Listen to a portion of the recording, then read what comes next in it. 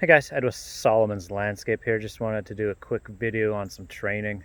We're in the middle of August, and so I'm actually on a property. It's Zoysia grass, and Zoysia Bermuda grasses tend to get really thick, grow a lot faster with heat of the summer. They love heat, humidity, and they grow faster.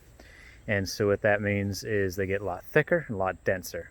And so the mowing heights that you possibly were mowing at earlier in the spring are not appropriate now. And I'll show you right now, this is not acceptable. Right here you see this brown streak. This is all over the yard, big, large grass clippings.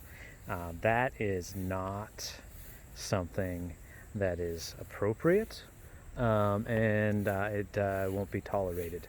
So with that said, when you come across a property and you start seeing big chunks of grass sitting on the ground, what you need to do is stop the mower, get off, and raise the deck height. And then you continue to mow that property at the new deck height for the remainder of the summer.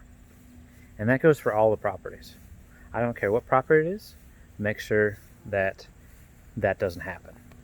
So you come across it and you start seeing grass clumps, just continue mowing the entire property like that and just think it's okay. You need to stop, get off the mower, raise the deck height, and then continue on. Now, if it has happened and you have clumps of grass, what you then need to do, try to mow it a second time at a little bit higher of a height, so one height over higher, mow that to knock it down. If it still doesn't work, then you need to grab the blower and blow it out.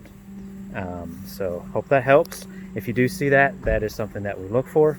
That is not the standards that we have, so we make sure that you're going and eliminating and reducing that.